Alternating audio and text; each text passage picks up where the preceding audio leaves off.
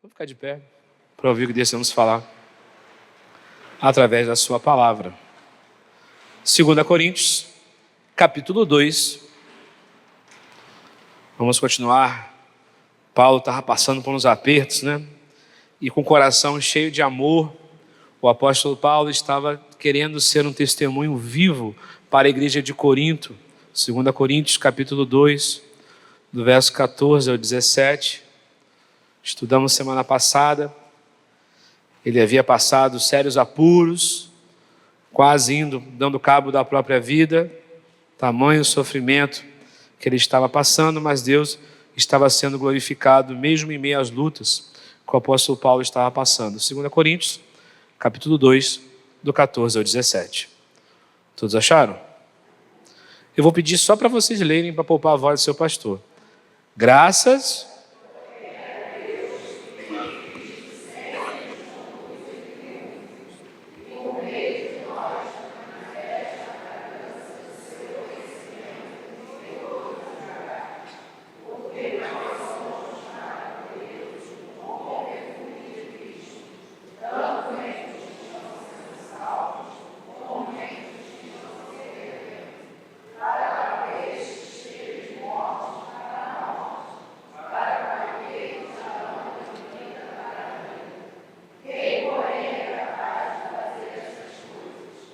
porque nós não estamos como tantos outros, mercadejando a palavra de Deus.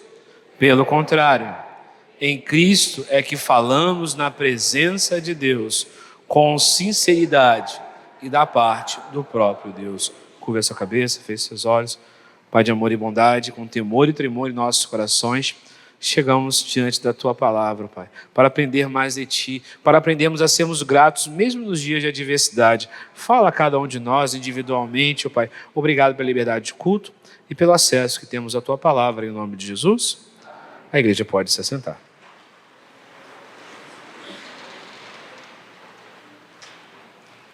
« 2026 vai ser ano de...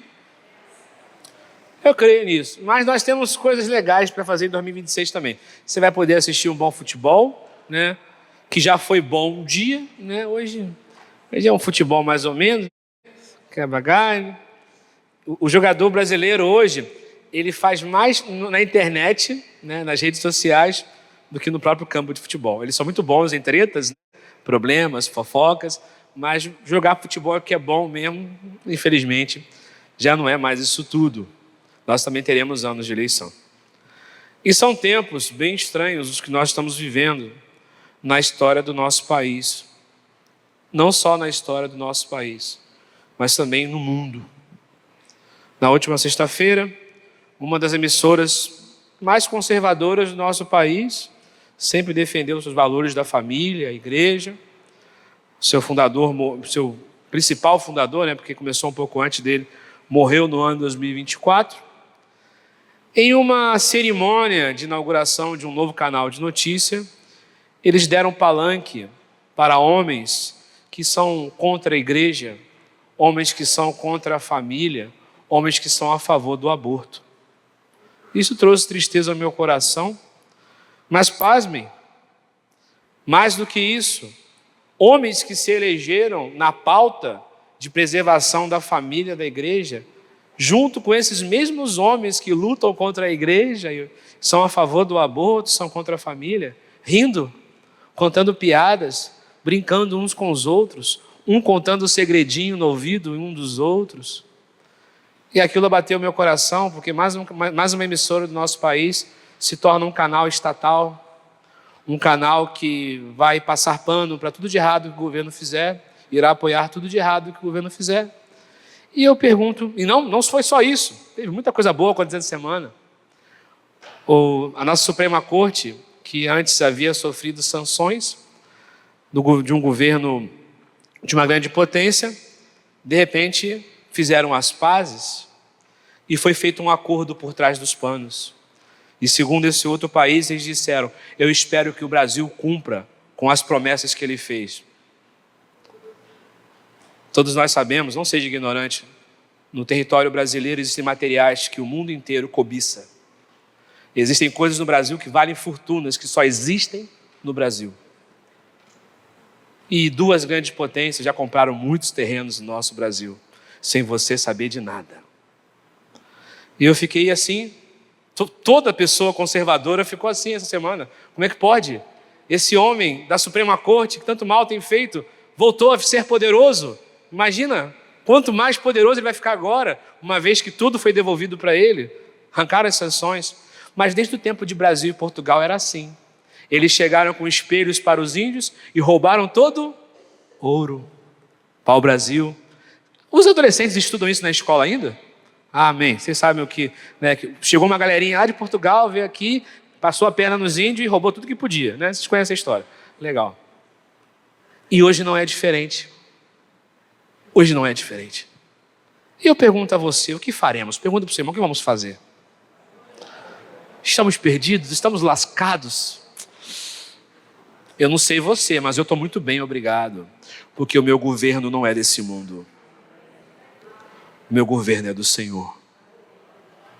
Quero dizer para você, na pregação dessa manhã, não é trazer aflição, pânico ao seu coração sobre qual será o futuro do nosso Brasil.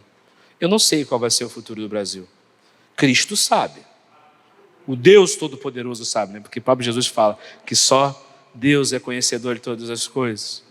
Mas nós precisamos entender que se o nosso coração tiver apego às coisas desse mundo, à situação financeira, à situação governamental, à situação jurídica do nosso país, nós vamos sofrer. Nós vamos ficar doentes. Porque cristão vive baseado na esperança de um Deus que o sustenta e tem governo sobre a sua vida. Mesmo que no presente momento você não entenda o que está acontecendo na sua vida, porque você se pergunta muitas das vezes, será que realmente Deus está governando a minha vida porque eu estou passando por uma situação que eu não esperava estar passando? Você enfrenta situações às vezes que você espera não passar? Levanta a mão. Estou contigo. E talvez você nunca vai entender, mas não compete a mim e a você entender a vontade de Deus, e sim crer que Ele é fiel e poderoso o suficiente para nos sustentar, para nos consolar e nos manter de pé, mesmo no dia da adversidade. O apóstolo Paulo não estava nos seus melhores dias, não estava mesmo. Na semana passada, na última pregação, nós vimos o testemunho de Paulo, o sofrimento, ele tinha dores, estava sendo chicoteado, apedrejado, quase morreu afogado. E a preocupação do coração do apóstolo Paulo era que o sofrimento dele servisse de testemunho para aqueles que vissem a glória de Deus através da vida dele, que ele confiava no Deus Todo-Poderoso, que o mantinha de pé e preservava a vida dele, mesmo ele achando muitas das vezes que seria o dia da morte dele. Olha o que ele fala no versículo 4 de 2 Coríntios capítulo 1. Volta para mim, 2 Coríntios capítulo 1, por favor. Só um pouquinho aí, um pouquinho antes. 2 Coríntios capítulo 1. Olha o que ele fala no versículo 4. É Ele que nos consola em toda... Irmão, a Bíblia não é uma coisa de enfeite. A Bíblia é a palavra de Deus e é poderosa em nossas vidas. Você tem que entender... Eu fico triste, eu fico angustiado. Você sabe quais são as suas dores, você sabe quais são as suas tribulações, mas você tem que ter ânimo. Aí, pastor, fácil o senhor falar, não é com você. Entenda bem, meu irmão, nós estamos vendo um homem aqui que era espancado, apedrejado, perseguido, cheio de problemas de saúde, com a visão limitada, dores pelo corpo, e ele estava preocupado com o quê? Olha, veja que ser desprezível que eu sou. Ele estava o tempo todo fazendo o quê? Glorificando a Deus e o seu reino. Mas o grande problema hoje da igreja é que o material tem feito nossos olhos brilhar mais do que o sobrenatural. A igreja no passado era uma igreja que vibrava mais com a glória vindoura do que o presente século. Não estou dizendo para você que você também agora vai ter que viver sofrendo, não. Mas você não tem que ser sustentado pelas coisas que acontecem no seu dia a dia. Mas você tem que ser sustentado pelo poder de Deus e pela esperança da glória de Deus na sua vida. Esse tem que ser o combustível do crente. Eu chego a ser cansativo no meu argumento a respeito disso. Então ele fala, tem toda uma situação. Para quê? Tem um motivo.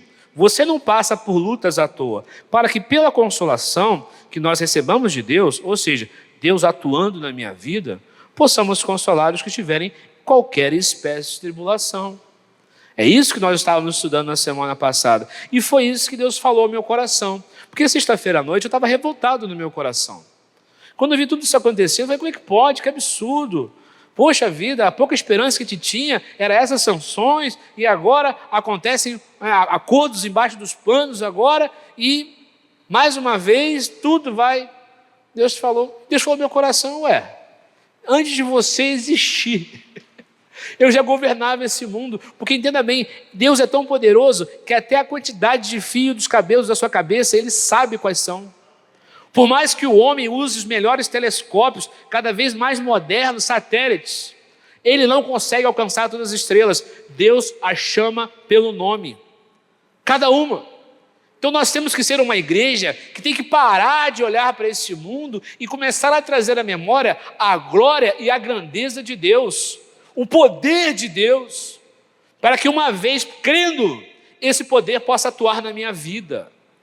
Agora, se eu estou achando que a minha vida cristã será regida por estratégias, por livros, infelizmente o homem faz muitas coisas na igreja, copo d'água, arroz ungido, feijão ungido. Não, o poder está em Deus. Fala para o seu irmão, o poder está em Deus. Paulo com dores, enfermidade, problemas, aborrecimento, preocupação, gente perseguindo ele, pegando o pé dele, incesto acontecendo dentro da igreja. Ele estava preocupado em preservar a igreja, não julgar a igreja. E ele chega lá, ele não começa o texto dele, que nós vamos ler essa manhã, em 2 Coríntios capítulo 12, ele não chega dizendo assim, vida difícil, céus, por que logo eu? O que eu fiz de errado? Ele fez muita coisa de errado. Tanto que quando começa o ministério dele, Deus fala, você vai saber o que é sofrer. Ele perseguiu a igreja. Mas talvez você se pergunte, eu sou um bom, sou dizimista, fala, bom só o Pai que está no céu, mas eu sou honesto, sou justo, faço tudo certinho. E você quer começar o dia às vezes reclamando. Que noite, por quê? Olha como é que Paulo começa o versículo 14 de 2 Coríntios. Graças, fala para o seu irmão, graças. Porém a Deus, que em Cristo sempre nos conduz em triunfo.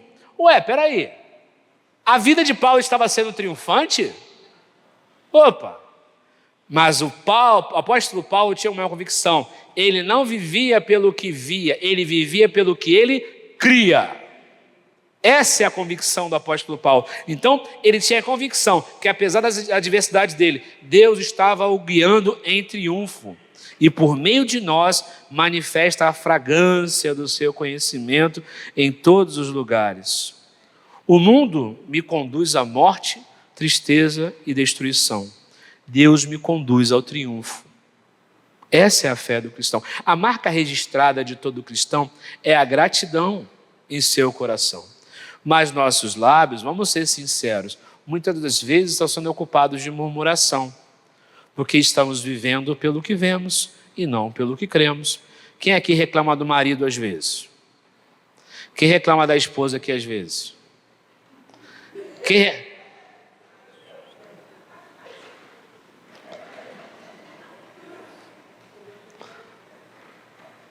reclama dos filhos às vezes? Minha filha descobriu que eu escondo biscoito aqui no gabinete. É um biscoito goiabinha, eu gosto muito. É amor de infância.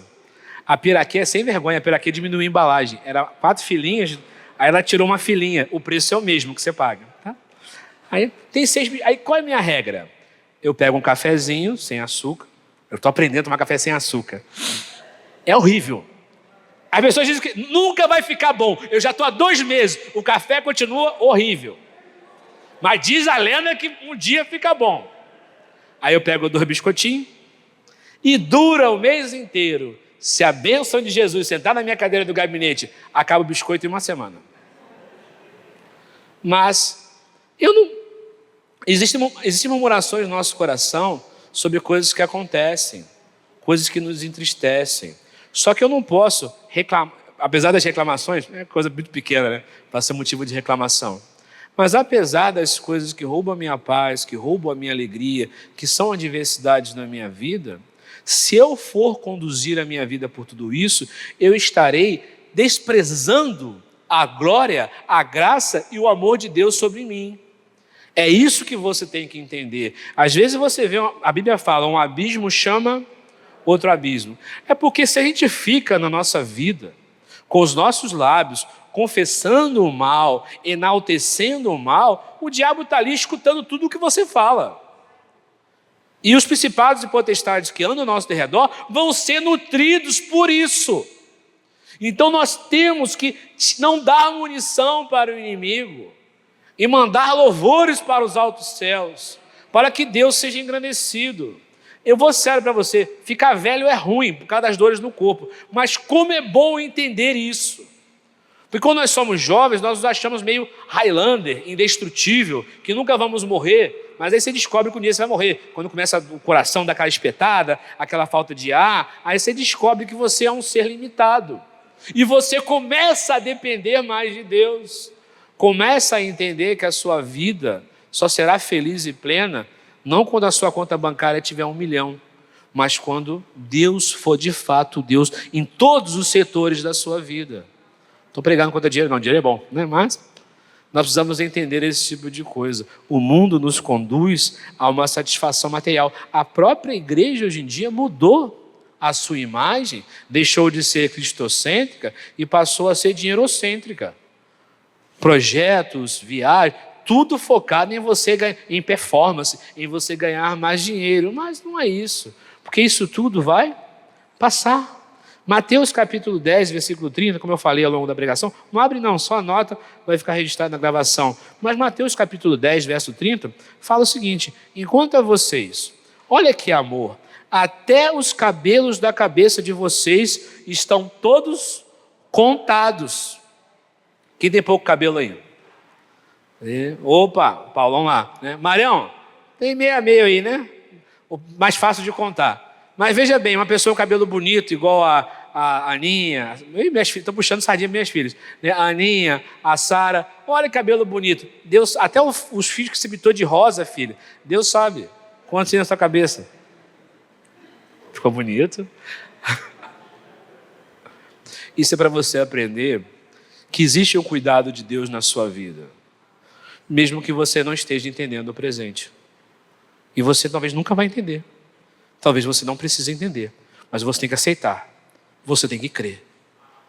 Ou então, o aroma, agora vamos chegar nesse ponto, que vai exalar de você não será o aroma de Cristo.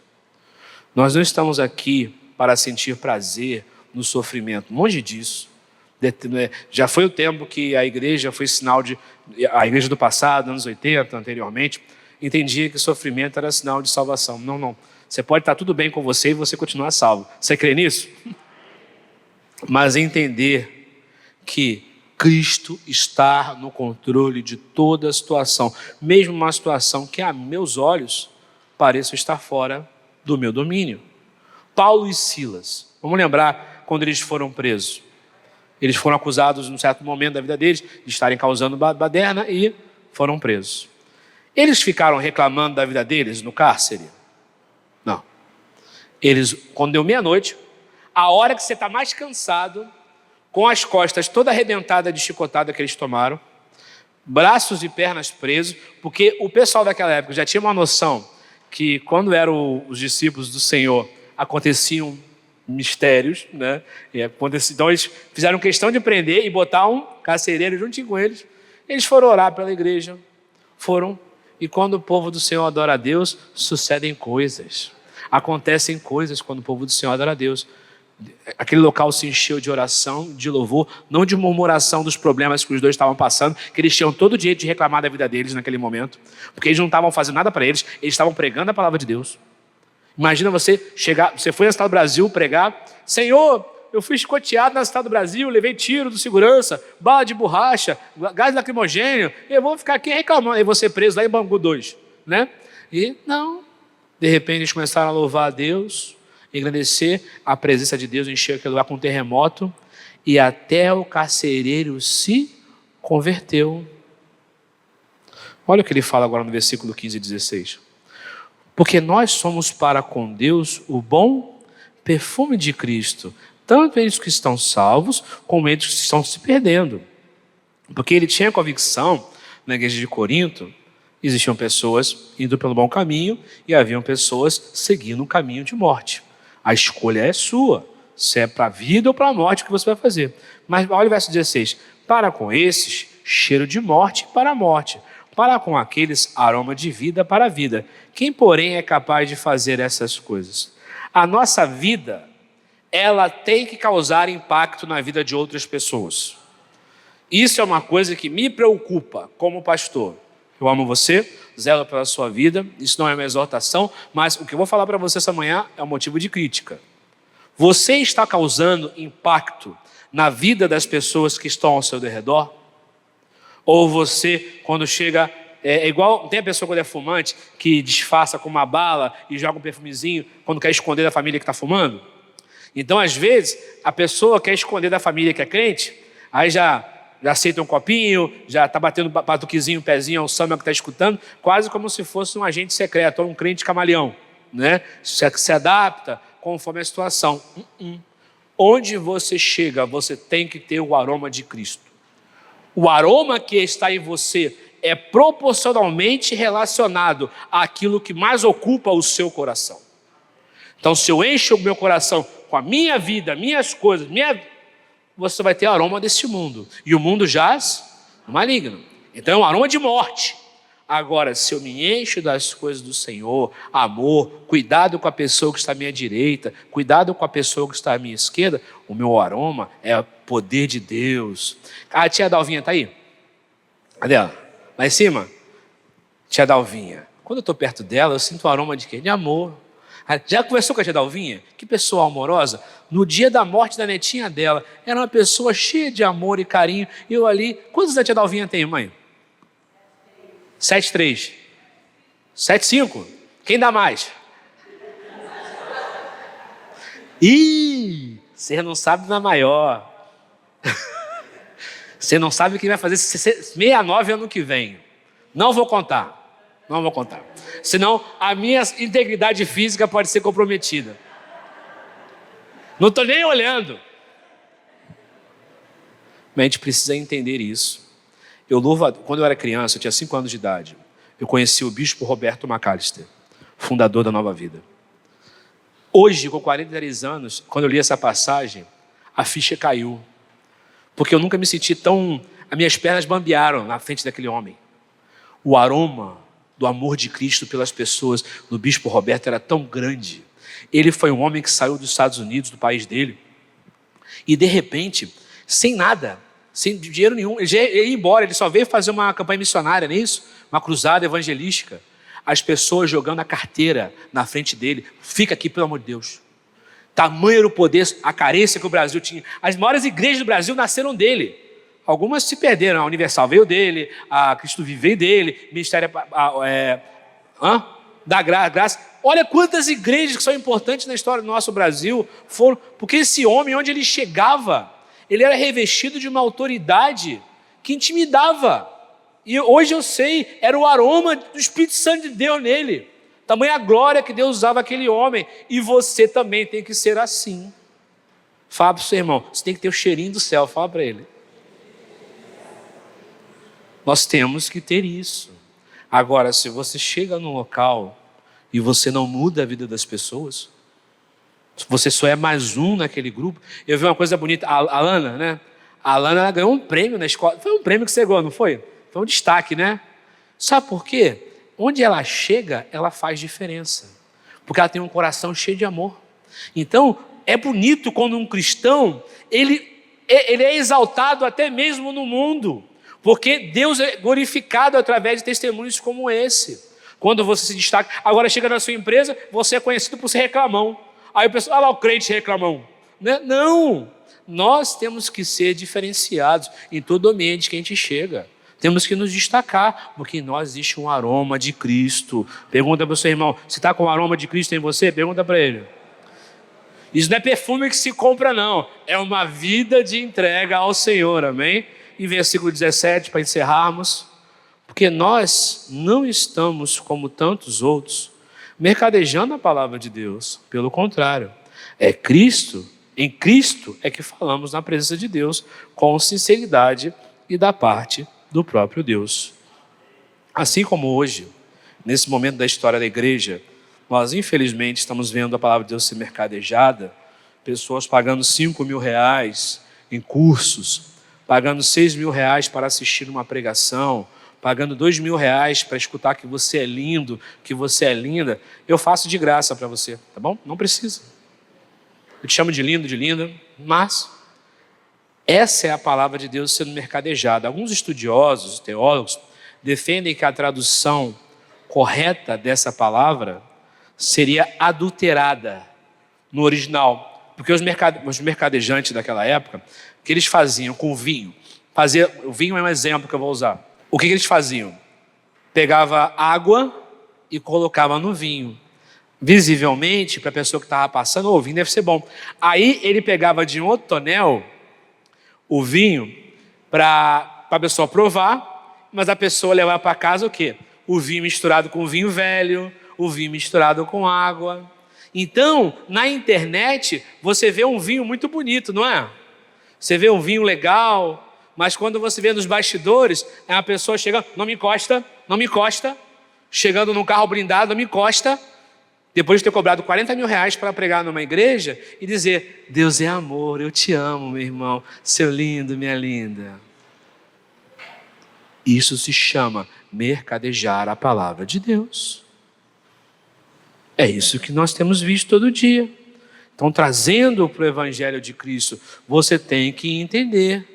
Se estão cobrando dinheiro para você, para ouvir a palavra de Deus, para ter mentoria, meu amado, isso aqui é de graça. Aqui tem mentoria para homem, para mulher, jovem, criança e adolescente, de graça. Fala para o seu irmão, 0800. Só que, sabe o que o brasileiro malandro faz? Se aproveita que o brasileiro não gosta de ler, se aproveita que a nossa educação é péssima em dissertação de texto, né? É péssima. Então, cria-se pessoas se aproveitando disso, criam mentorias para manipular as pessoas emocionalmente e assim mercadejar a palavra de Deus. E assim como eles faziam, olha que a malandragem, eles botavam as coisas para ficar mais doce e ficar mais ralo. Então eu te apresento um evangelho docinho, eu te apresento um evangelho e eu tiro tudo que é amargo, só que muitas das vezes o que vai curar você é o remédio amargo. O que vai curar você é dizer para você, negue-se a si mesmo e tome a minha cruz. É tão implícito isso da palavra de Deus, mas 90% das igrejas brasileiras esconderam esse texto da palavra de Deus. Porque dizer para você que você tem que negar a sua vontade, nos dias de hoje, absurdo. Escândalo. Dizer que você tem que negar, porque hoje o que é pregado para a liberdade, só que a liberdade é do pecado. Não é a liberdade de fazer o que você bem entende da sua vida. Mas o importante é pegar o texto, tirar de contexto e faço aquele texto dizer o que eu quero que ele diga. O que eu quero dizer para você, servir a Deus não é sinal de sofrimento. Mas nós temos que entender que Deus nos dá esperança em meio ao vale da dor, ao vale do sofrimento, ao vale da sombra da morte. Os problemas da igreja praticamente do presente são os mesmos do passado, só com uma diferença, estão melhores maquiados. O homem aprendeu a ser um malandro mais eficiente do que os malandros do passado. Estão dizendo que a fé é só coisas boas, e quando as pessoas passam por tribulações, as pessoas não entendem, desistem da fé, desistem da igreja, e vão para a internet dizer, fui enganado e usado por homens. Mas são pessoas que, se tivessem aberto a palavra de Deus e feito o que a Bíblia manda, apenas veriam, e esse aí é um falso apóstolo, vou procurar uma igreja bíblica. Como existe um movimento de pessoas desigrejadas com raiva da igreja, com raiva das pessoas, porque estão recebendo um aroma que não é o aroma de Cristo, é o aroma do mundo, e o aroma do mundo leva ao quê? A morte. Fala para o seu irmão, a morte. Mas independente daqueles que adulteram esse evangelho ou ignoram esse evangelho por completo, o doce perfume de Cristo precisa estar em mim. Como é que eu tenho esse perfume, pastor?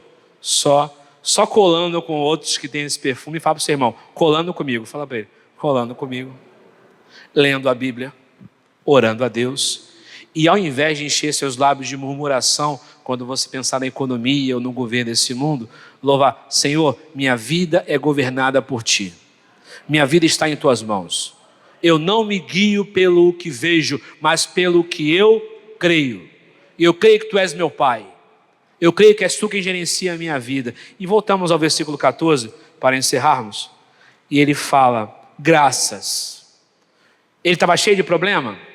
Sim, mas ele fala, graças, porém, a Deus. Aí ele fala, por quê? Ele não fala dele mesmo, ele glorifica o Pai, a Deus, que em Cristo sempre, porque Cristo é o nosso intercessor junto ao Pai, sempre nos conduz em triunfo e por meio de nós manifesta a fragrância, ou seja, as pessoas estavam conhecendo a Deus por meio do testemunho do apóstolo Paulo, o seu conhecimento em todos os lugares onde ele o único aroma que existe no mundo é o aroma da morte.